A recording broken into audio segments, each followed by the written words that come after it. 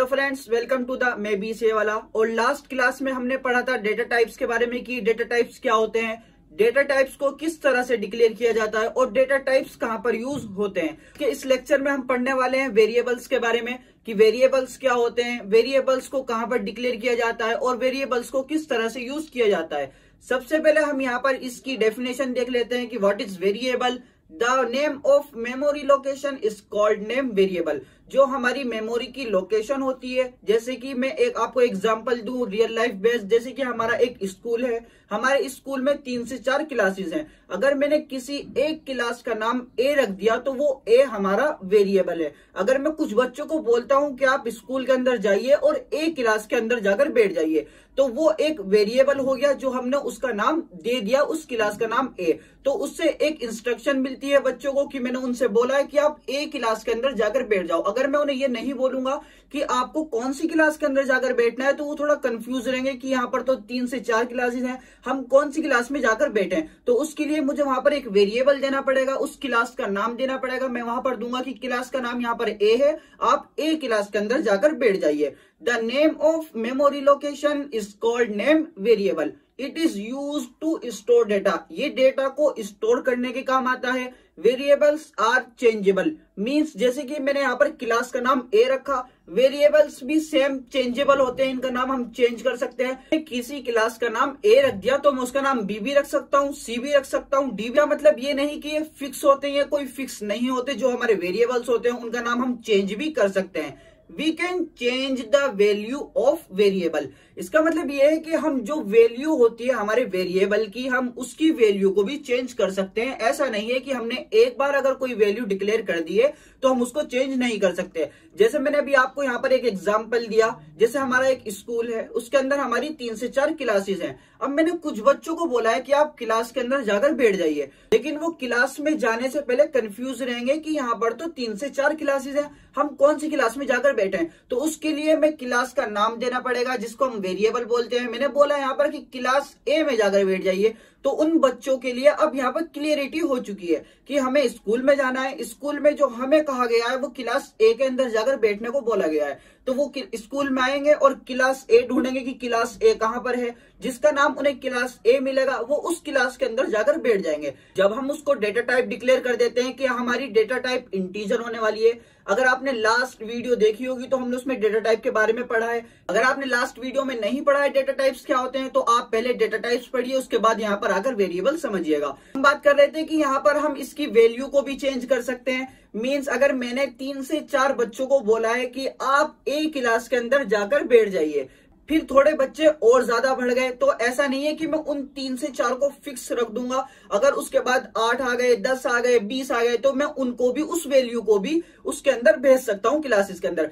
Simple यही काम यहाँ पर वेरिएबल यही कर रहा है। वेरिएबल के अंदर अगर हमने 10, 20, 30 वैल्यू डाल दिए, लेकिन अभी हमें उसकी ज्यादा भी वैल्यू की जरूरत पड़ने वाली है, तो ऐसा नहीं है कि उसकी वैल्यू फिक्स हो चुकी है, हम उसकी वैल्यू को भी चेंज कर सकते हैं। यहाँ पर हम एक डायग्राम से समझते हैं। यहाँ पर आपको इसका एक डायग्राम दिख रहा होगा, Java variable declaration and its memory allocation.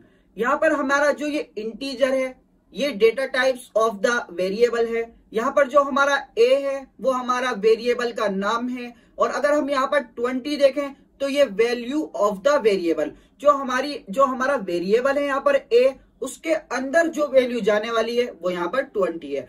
यहाँ पर आपको अगर आप इतना ही पार्ट देखें तो आपको बिल्कुल सिंपल क्लियर हो जाएगा कि ये हमारा डेटा टाइप है, ये हमारा वैल्यू ऑफ द वेरिएबल है और ये हमारा वेरिएबल का नाम है। अब इसे देखते हैं कि ये मेमोरी के अंदर किस तरह से शो कराता है, मेमोरी किस तरह से अपने अंदर वैल्यू लेती है। यहाँ पर 20 हमारी वैल्यू है। अब इसे मेमोरी में देखते हैं। अगर मेमोरी होती है उसके अंदर बहुत सारे छोटे छोटे बॉक्स होते हैं, उसको हम क्लास भी बोल सकते हैं। लेकिन अब मैंने यहाँ पर इसको बोला है कि ये जो 20 वैल्यू है ए क्लास के अंदर चली जाए, तो ये मेमोरी के अंदर जाएगी, जिसको हम रैंडम एक्सेस मेमोरी बोलते हैं। उसके अंदर बहुत सारे छोटे छोटे बॉक्स मिलेंगे। ये वहां पर जाकर कंफ्यूज हो जाएगी कि मुझे कौन सी वैल्यू के अंदर जाना है। लेकिन अगर हमने वहां पर इसे वेरिएबल डिक्लेयर कर दिया है कि हमने एक बॉक्स लिया था, उसके अंदर हमने उस बॉक्स का नाम ए रख दिया। अब ये 20 क्या करेगा, ये मेमोरी के अंदर जाएगा और वेरिएबल ढूंढेगा कि कौन सी क्लास के ऊपर यहाँ पर ए लिखा हुआ है। ए वेरिएबल कौन सी क्लास को घेरे हुए बैठा है,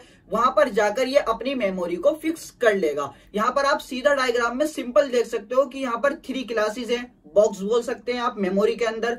यहाँ पर मैंने ए वेरिएबल डिक्लेयर किया हुआ है, ये ऑटोमेटिकली मेमोरी के अंदर जाकर किसी एक बॉक्स को ए वेरिएबल का नाम दे देगा। ये वैल्यू हमारी मेमोरी के अंदर जाकर सेव हो जाएगी। लेट्स एग्जांपल, अगर मैं यहाँ पर ए डिक्लेयर नहीं करता हूं तो यहाँ पर क्या होगा। जैसे मैंने यहाँ पर डेटा टाइप दे दिया है इंटीजर, इसमें वैल्यू इनपुट कराने वाले हैं हम 20। वेरिएबल तो हमने यहाँ पर दिया नहीं, डेटा टाइप दे दिया, वैल्यू दे दी है। अब ये 20 कंफ्यूज रहेगा कि भैया आपने मुझे बोल तो दिया है कि आप मेमोरी के अंदर चले जाओ, लेकिन मैं मेमोरी के अंदर जाऊं कहां पर। उसके लिए हमने ऐसे कोई क्लास नहीं बताई है, हमने सिर्फ इसे बताई कि हमारे पास स्पेस तो है, मीन्स हमारे पास मेमोरी तो है, लेकिन मेमोरी के अंदर जाना कहां पर है, कहां पर फिक्स होना है, कहां पर सेव होना है, वो हमने इसे डिक्लेयर नहीं किया। अगर हम इसका एग्जाम्पल करेंगे प्रोग्रामिंग पर तो इसमें एरर आ जाएगी। यहाँ पर अगर इसका एक छोटा सा कोड देखें हम, तो मैंने यहाँ पर इंटीजर डेटा टाइप लिख दिया। अब आपको क्लियर हो जाना चाहिए कि डेटा टाइप क्या है, वेरिएबल क्या है। यहाँ पर हमारा ए वेरिएबल है और 20 हमारी वैल्यू है। हमने प्रोग्रामिंग में बोला है कि हमारी जो 20 वैल्यू है ये मेमोरी के अंदर जाकर सेव हो जाए। अब हमने यहाँ पर ए वेरिएबल भी दे दिया। मेमोरी के अंदर बहुत सारे बॉक्स हैं, हमने उनमें से किसी एक बॉक्स का नाम ए रख दिया। अब ये 20 वैल्यू मेमोरी के अंदर जाएगी और मेमोरी के अंदर जाकर ये ए क्लास का वेरिएबल ढूंढेगा कि ए क्लास कहां पर है और ये वहां पर जाकर सेव हो जाएगा। लेकिन ये जो इसके नीचे मैंने स्टेटमेंट लिखा हुआ है ये हम आने वाली क्लासेस में पढ़ेंगे, लेकिन अभी सिंपल समझ लेते हैं। ये जो स्टेटमेंट होता है system dot out dot print, ये प्रिंट कराने के काम आता है। लेकिन मेमोरी तो सेव हो गई, लेकिन अब हमें भी तो दिखाओ कि मेमोरी कहाँ कैसे सेव हुई है, उसका प्रिंट क्या आ रहा है निकलकर। 20 हमें दिखाओ तो कहीं डिस्प्ले पर। तो वो डिस्प्ले कराने के लिए हमने यहाँ पर एक छोटा सा स्टेटमेंट लिखा है system dot out dot print और प्लस ए मीन्स ये जो वेरिएबल था इसको भी हम आने वाली क्लासेस में डिक्लेयर करेंगे। तो इसके लिए आप ज्यादा कंफ्यूज मत होइए, इसको हम थोड़ा सा एग्जांपल करके देखते हैं। प्रोग्रामिंग में ये हमने प्लस ए लिखा है, ये हमें प्रिंट करा देगा। अभी आप सिर्फ ये फोकस रखो कि वेरिएबल्स क्या होते हैं। वेरिएबल्स मैंने आपको यहाँ पर बताया है, ये जो हमारा ए है, ये जो हमारी 20 है, ये ए मेमोरी के अंदर जाकर किसी भी बॉक्स को ऊपर जाकर बैठ जाएगा कि इसके अंदर जो हम वैल्यू डाल रहे हैं वो वहां पर जाकर सेव हो जाए। तो चलिए हम इसका एक छोटा सा एग्जाम्पल करके देखते हैं प्रोग्रामिंग से। अभी आपको इन सब चीजों पर फोकस नहीं करना है कि ये क्लास क्या है और ये डेमो1 हम क्या लिख रहे हैं। अभी आपको जो जितना समझाया आप सिर्फ उसी को पर फोकस रखें। पब्लिक स्टैटिक वॉइड मैन, यहाँ पर स्टैटिक की स्पेलिंग सॉरी थोड़ी गलत हो गई है, स्टैटिक वॉइड मैन। हम इसका आर्ग्यू यहाँ पर लिखते हैं स्ट्रिंग ARG और इसकी प्रोग्रामिंग यहाँ पर स्टार्ट करते हैं। तो यहाँ पर हमें देखना है, हमने यहाँ पर एक इंटीजर डेटा टाइप ले लिया है, उसके लिए मैंने एक वेरिएबल ले लिया है ए में हमें वैल्यू पास करानी है 20। मैंने यहाँ पर 20 वैल्यू पास करा दी है। अब मुझे इसे प्रिंट भी करानी है, तो प्रिंट कराने के लिए मैं यहाँ पर एक स्टेटमेंट लिखता हूँ system dot out dot print ln और मैं यहाँ पर इसका ब्रैकेट लगाऊंगा। ब्रैकेट लगाने के बाद मुझे इसे प्रिंट कराना है इस वेरिएबल के अंदर क्या वैल्यू आई है, तो उसके लिए मैं यहाँ पर प्लस लिखूंगा और ए लगाऊंगा। उसके बाद मैं यहाँ पर सेमीकोलन लगाकर इस प्रोग्रामिंग को बंद कर देता हूँ। उसके बाद मैं इसे सेव करने के बाद इसे रन कराकर देखता हूँ कि ये किस तरह से हमें आउटपुट दिखा रहा है। अभी आपको इस पर भी फोकस नहीं करना है कि जावा सी क्या लिखा जा रहा है। इसके बाद मैंने इसे जहां पर एंटर किया तो यहाँ पर हमारी ये वैल्यू डिस्प्ले करा रहा है 20, क्योंकि इसे मेमोरी के अंदर एक लोकेशन मिली है जिसका नाम हमने ए रखा है, तो ये वहां पर जाकर सेव हो गई है। एग्जाम्पल, अगर मैं यहाँ पर ए वेरिएबल डिक्लेयर नहीं करता हूं, मींस मैंने इसे वेरिएबल का नाम नहीं दिया, मैंने इसे वैल्यू कहां पर जाकर सेव होनी है वो नहीं दिया, उसके बाद मैं इसे सेव करूंगा। सेव करने के बाद मैं इसे फिर से दोबारा से रन कर, कभी ये हमें एरर दिखा रहा है इंटीजर के ऊपर, कभी वेरिएबल के ऊपर, कभी ये कह रहा है कि आपने सेमीकोलन नहीं लगाया। जब भी आप वेरिएबल डिक्लेयर नहीं करोगे और आप वैल्यू इनपुट कराना चाहोगे तो ये आपको एरर देगा। तो अगर इस तरह की एरर आपके सामने आती है तो आपको वहां फौरन समझ जाना है कि वो यहाँ पर हमने वेरिएबल डिक्लेयर नहीं किया है। तो आज की इस क्लास में हमने पढ़ा कि वेरिएबल्स क्या होते हैं, वेरिएबल्स को कहां डिक्लेयर किया जाता है, किस तरह से डिक्लेयर किया जाता है। जो प्रोग्राम मैंने आपको बनाकर स्क्रीन पर दिखाया इसका स्क्रीनशॉट ले लीजिए या आप इसे पॉज करके इस प्रोग्राम की प्रैक्टिस कीजिए।